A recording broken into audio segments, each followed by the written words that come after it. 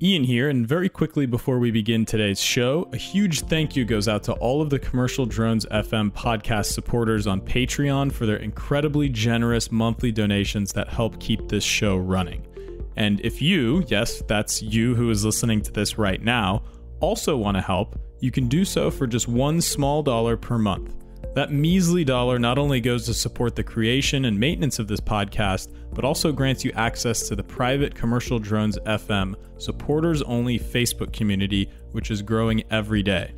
Additionally, I've spent some time personally designing some great new Commercial Drones FM swag. T-shirts, hoodies, and yes, even coffee mugs are now available from the Commercial Drones FM website at www.commercialdrones.fm. So whether you want to get private Facebook group access or even find your next favorite t-shirt, just go check out www.commercialdrones.fm, and on the top menu bar, you'll see links for both support and swag on the website. So thank you for your patronage. Back to the show.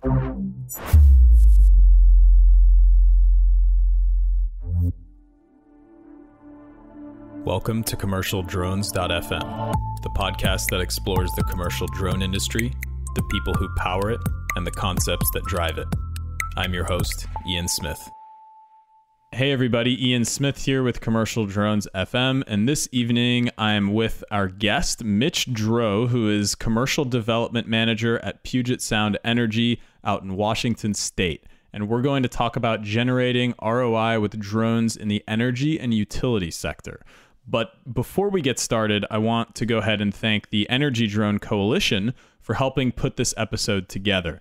And the Energy Drone Coalition is putting on a summit in Houston, Texas on June 20th and 21st, all about drones in the energy industry. So you can go to stonefortgroup.com/energy-drone-coalition-2017 and use code CDFM20 to get 20% off your ticket.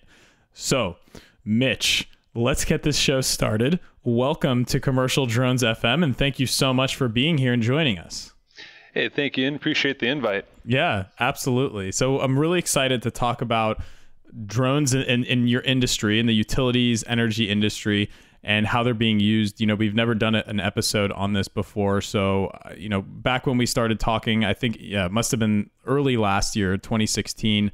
From other perspectives, I was always interested in this. So first, maybe you can tell us, what is Puget Sound Energy and, a little bit about the company that you work for.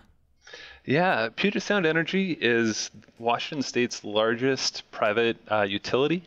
We provide electricity, natural gas, and we do our own generation. So it opens up a lot of interesting opportunities in the drone world. Roughly, we have a territory from the Canadian border halfway through Washington State. So a lot of different terrains, mountains, rural, dense, urban. There's a lot of great use cases and challenges out there. And so you guys are an energy company. You guys focus mainly on delivering this energy to like residential and commercial customers? Correct. Yeah. Like within our territory, we have big names like Microsoft, Boeing. So it's a lot of interesting customers that we get to serve. Yeah, and there's a lot of impetus to not have any outages, I'm sure. Yeah. No outages in service from Puget Sound Energy. So from first glance, so a little bit more introduction to Mitch. From first glance, if someone just glanced at your LinkedIn profile, they would see that, of course, you work for Puget Sound Energy, but it looks like you guys are building a drone program for electric, natural gas, and utilities, which you guys focus on. So can you tell us a little bit about this drone initiative that you guys have going on at Puget Sound? Yeah, so what we did was, my group specifically, we do emerging technologies. So we went to a couple different events and understood what the power of the drone as a technology is. And with that, we're trying to figure out how to implement that for our customers. So with it, we started looking at the program. We bought a fixed-wing drone to start testing out.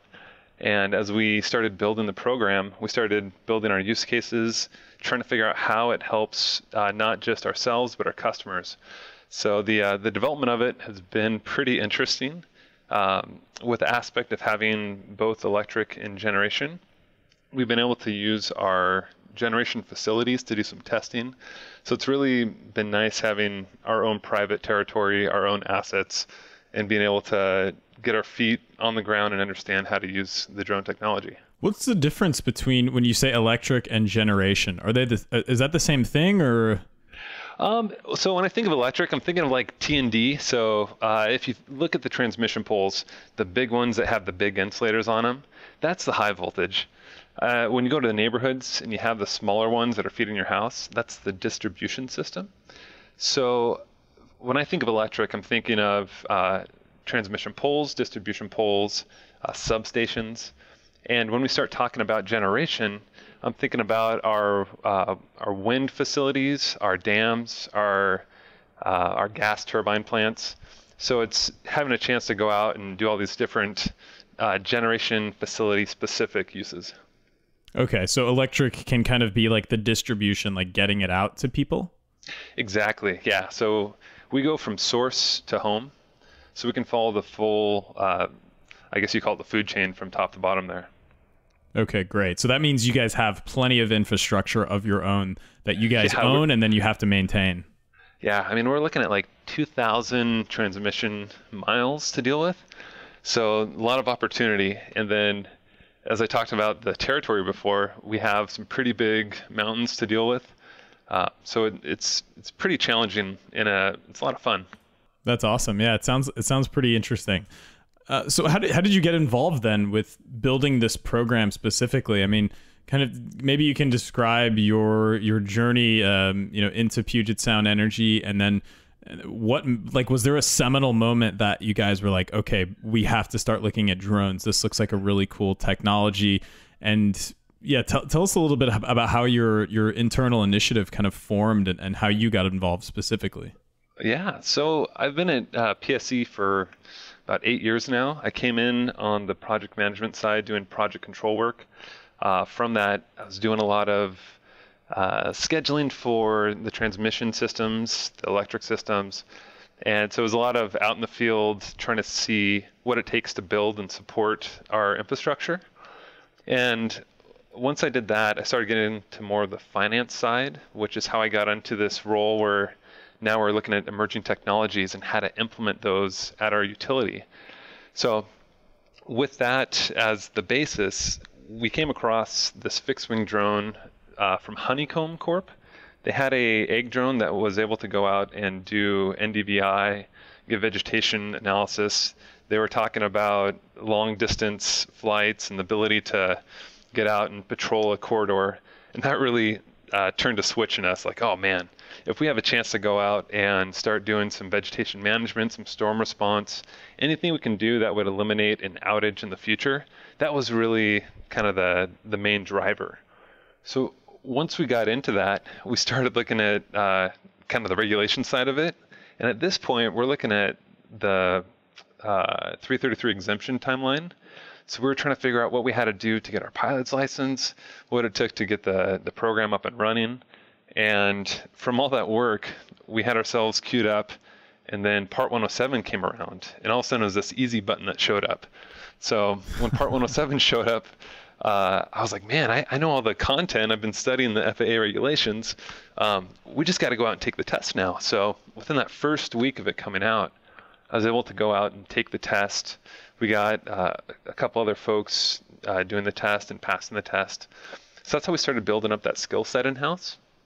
But going back a little bit, after we got the fixed-wing drone and started looking at the different use cases, we brought in all the different groups across the company. We started having these discussions about, what can we use the drones for? There was a lot of interest, a lot of excitement.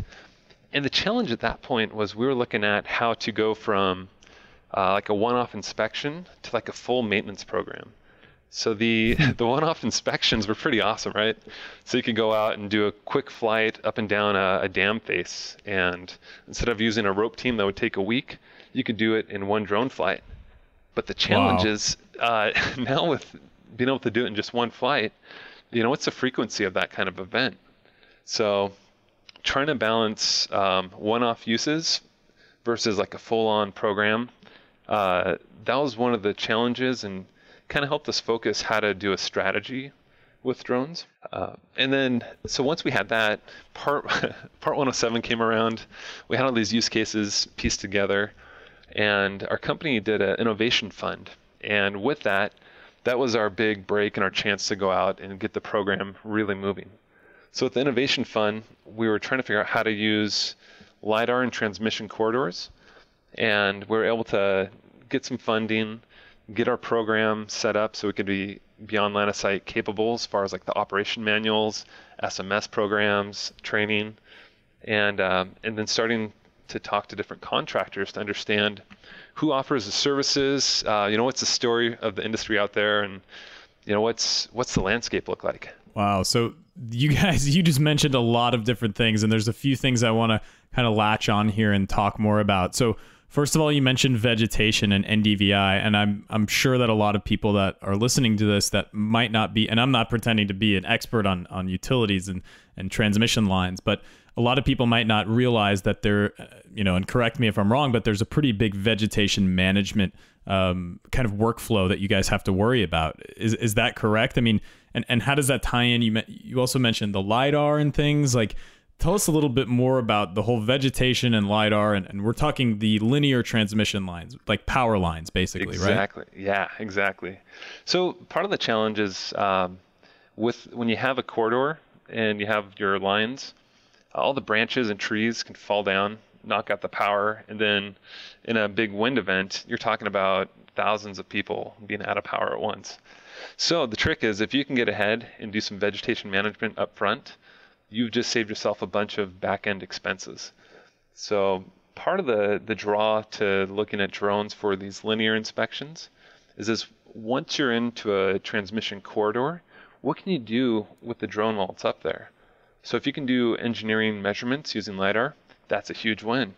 If you can use those measurements plus like the NDVI, the plant health, now you have a way to tell which branches could potentially fall in, and you could shape your vegetation management programs around eliminating that problem before it even starts.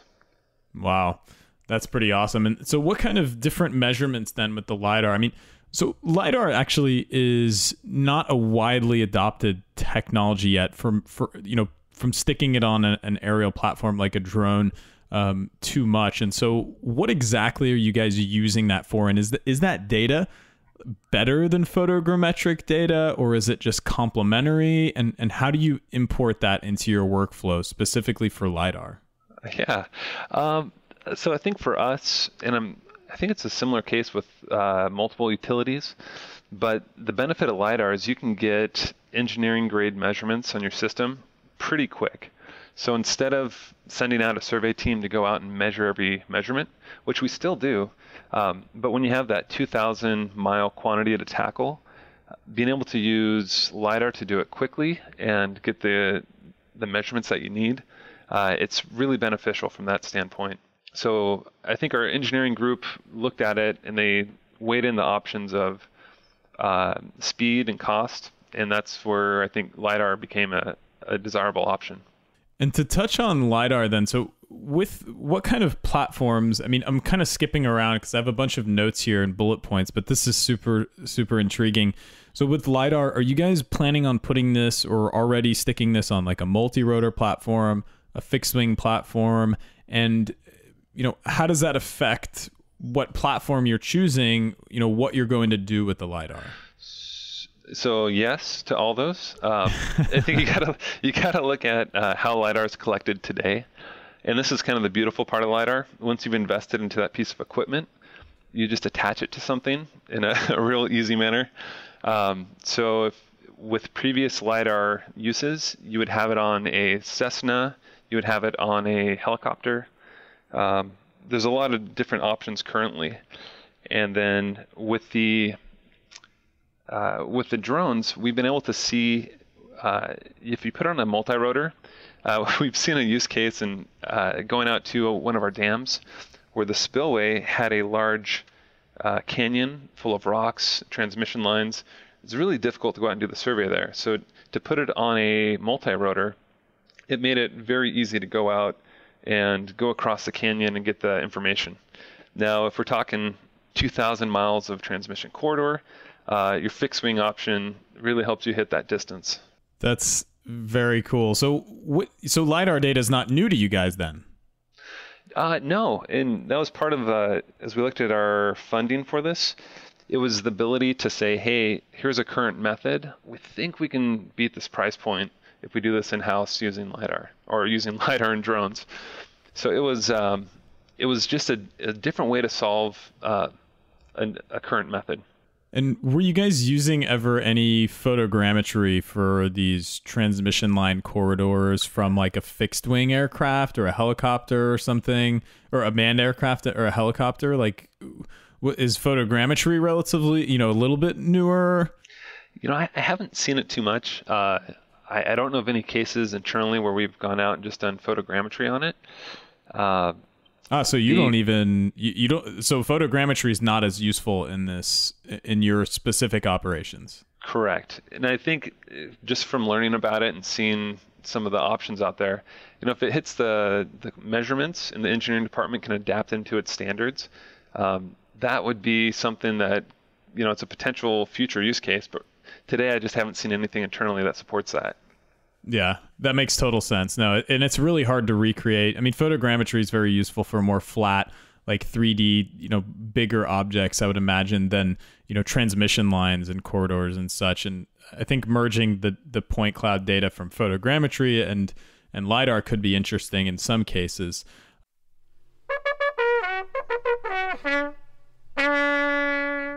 Ian here, and really quick interruption. So we have a Patreon account, and what this is, it's a service that allows you to support the creators that you love and help them keep making the content that you like, in this case, to listen to. So our Patreon account is at patreon.com/dronespodcast, and just $1 a month will get you access to a private Commercial Drones FM Facebook group, but also go directly towards supporting the production and the longevity of this show. So would love for you to check that out if you're interested. It's just $1 a month. That's patreon.com/dronespodcast. And then there's also new swag on the website at www.commercialdrones.fm. T-shirts, hoodies, coffee mugs, you name it. Well, you don't name it because those are the only 3 things that are on there. But if you want some, we've got it. So check it out, commercialdrones.fm in the web browser. Back to the show. And so I'd imagine then you guys are doing a lot of more up close multi-rotor, sticking some like really high res or high zoom cameras and video cameras on multi-rotors to get like really close up views of specific like pylons on the transmission corridor and the dam you were talking about. Yeah, we're still exploring some of those use cases. As we started our program, we really wanted to focus on trying to get into the beyond line of sight function. And the reason behind that was there's a lot of vendors that were currently able to go out and just do the vertical inspections quickly. So we saw that it might be beneficial to start figuring out how to do some of the larger transmission corridor work. But with that said, recently we acquired a DJI Inspire, and we've been going out and checking out pole top inspections. And the nice thing about having that is it really provides a platform for our engineering group to have a quick response for a look on a pole, or it really opens us up to understanding how to use that technology better in the future. And so do you guys have drones? So you've been looking at all these use cases and, doing pilot programs. Do you have drones that are actively deployed, like at a moment's notice if something happens, a drone could be out there and doing a job specifically tailored for, whatever the task may be? Or is it still kind of in this pilot phase where you guys are really still searching for that big ROI, kind of big green button that you just smash? I think it's a little bit of both. I think to get to that big green button, you gotta do some of the shorter, quick wins. And a lot of what you'll see is those shorter wins, even though they're very easy to go after, the return on those, the ROI, is really low. But that's why we're kind of trying to balance a quick win versus a big program win. But the nice part is now that we have pilots, we have our operations program, we're able to go out and do some quick response stuff. And that's something I've seen common throughout the other West Coast utilities, is when you build the program, you have a quick response capability, but you start looking externally for bigger maintenance programs and utilizing vendors that do this day in and day out to help support that effort. Yeah, and it makes total sense that you guys aren't to this big green button point, how I so eloquently put it, but it makes a lot of sense because, the utility sector, I mean, it's not, everyone talks about agriculture and construction and things, and those really benefit so immediately, just literally from this aerial imagery. And from what I gather in your specific industry with utilities and energy and things, it takes a lot more, I guess, manipulation of the data and getting it into, legacy systems and workflows and really adjusting, because you're kind of working with, like how many different, I don't know what you call them, like maintenance personnel or inspectors, the people that climb on the poles and do those things. Like, if you guys deploy drones throughout the whole workforce, like how big could this get? How many drones in all of these workers' hands? That'd be interesting. That's something, I think one of the early realizations I had is once you figure out the drone is just a really fancy camera in the sky, it's just a new view, it kind of takes the romance out of it. So when you think about having a new tool that you can deploy, it really opens up the way you think about using it. It's no longer the sci-fi opportunity. It's, hey, I got a hammer, I got a bucket truck, and I got a drone. What can I do with that? So it's something I'd be curious to look at more, is how do you take a drone, like for example, the DJI Mavic. When I go around and do internal presentations, I will stuff the Mavic inside my hard hat. And during the presentation, I'll pull out my storm bag, which has all my my hard hat, my gear for the field. And out of that, I just pull this DJI Mavic out. So seeing the capabilities of having something so quick and so easy to deploy, it really makes you start thinking about how you can get a skilled field personnel a tool that helps them out. So it's a pretty cool concept. Speaking of DJI platforms, what are your thoughts on that Mitrice 200 announcement? It looked like, they made this really nice video DJI did about the M200, where it was, it has the two different cameras on it. So it's got the potentially your 30x optical zoom camera, and then also a thermal camera. I mean, were you guys like, oh man, this is an excellent solution to the problems we're having, and this is the platform of the future that we're gonna get? Or, was this just kind of like, okay, interesting, but not totally blown away? I was kind of more the latter on that. So at this point, when I see new products come out, I'm expecting a couple different sensors to come out on it. I do love how easy it is to use the DJI platform. And when you start doing recruiting for internal pilots, having people that know how to work off that platform immediately has been really helpful. I love the sensors that are available. Also, the weatherproofing aspect of it.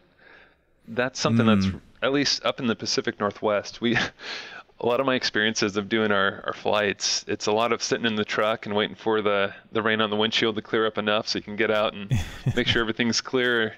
And you can have productive days and really unproductive days. So being able to have something that handles the weather is really high on my list. I love that response. Very well thought out.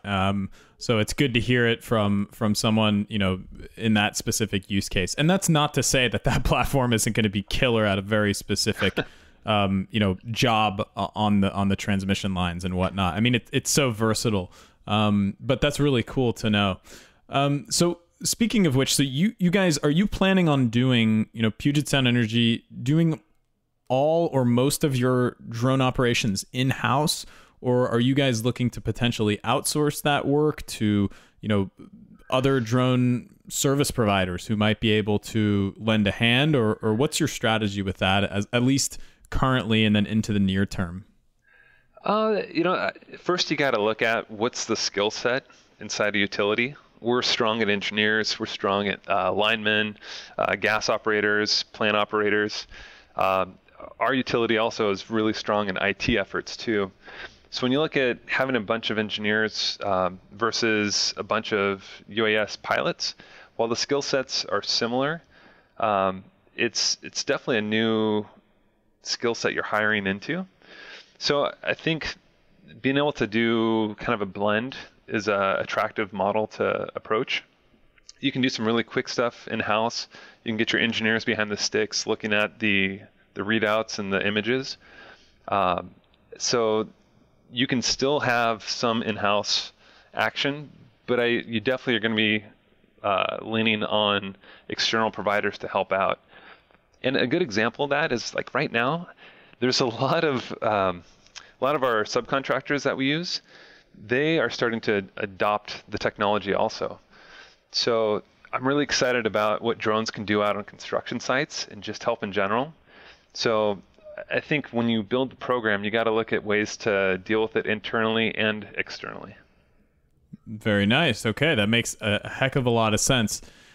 Moving back to one of my previous bullet points that I wanted to talk about. So beyond visual line of sight. So we are talking here, you said 2,000 miles of transmission corridor that you guys are working with. How much does beyond visual line of sight regulation by the FAA, and I mean, in your case, you guys could look to get a waiver and such, because I'm sure a lot of it's in rural areas, but how much does that affect the final value that drones will deliver? I mean, oh man, you get where I'm going with this. Oh, totally. Yeah, the beyond line of sight is huge for us. So part of the idea is if you can master your transmission corridor and just fly it and respond to storm events or go out and get engineering data, I mean, that's where you start really getting the benefit for clocking a bunch of different miles off of one battery, off of one flight. So it's a huge deal for us. And we've spent a lot of effort trying to get out and get ourselves positioned well so we would have that capability. So if we do a quick response, we can go out and check on a transmission line from sub to sub. So that would be really beneficial for us. Nice. Okay. And, how do you see this then evolving? Your, Puget Sound Energy, and not just you guys, but maybe the utilities and energy industry as a whole. Like, where do you see this going in the future? Maybe a few years from now. Like, how big and how much do you think these little flying robots will permeate, the regular maintenance and regular operations around your assets? I think it will have a big impact on how we look at stuff. For one, there's the safety aspect of it. Anytime you can keep somebody from being up next to the high voltage lines or next to a gas main that's spewing out natural gas, those are things that we want to take advantage of. When you look at, will it actually replace people in the field touching and doing work? You still need people that have that skill set, that are out making the fixes that you identify, making the calls during an event where it might be a sticky situation, you need immediate response. You're still going to need personnel out for those types of situations. But I think when you start looking at the maintenance programs and some of these larger efforts, there's a huge opportunity for drones to be participating in that. And Mitch, what is your favorite drone use case so far, commercial drone use case that you've either been a part of or seen, whether it's in your industry or any other industry out there? I had a lot of fun doing our transmission LiDAR use case. We went out to a wind facility of ours, and we had a chance to go out in winter and try to fly a fixed wing over our transmission corridor. And the challenges that came up flying in teens weather and snowy conditions and digging out our GCPs, it was definitely the most adventure I've had. So if anybody has a chance to go out and do a winter flight and really test your chops, it was definitely an exciting time. Yeah, that sounds pretty sketchy, but it sounds fun nonetheless. You're doing it for the greater good. We got to keep Microsoft and Boeing powered up throughout the winter months, that's for sure. Well, you got to think like in our environment here in the Pacific Northwest, I mean, we get snowstorms, we get some pretty aggressive windstorms that come through. So you got to fly in all conditions if you want drones to be helpful. So even though doing this flight in the depth of winter wasn't ideal. It really set a standard of, it doesn't matter what's going on outside, we can go out and fly this and participate. Yeah, excellent. Good practice. Cool, man. Well, Mitch, thank you so much for joining us and speaking about drones in the energy sector. And of course, thank you to the Energy Drone Coalition for helping put this episode together. Once again, the Energy Drone Coalition is putting on the Energy Drone Coalition Summit in Houston, Texas on June 20th and 21st. And you can visit stonefortgroup.com/energy-drone-coalition-2017 to get your ticket and join Mitch Droz and companies like Puget Sound Energy.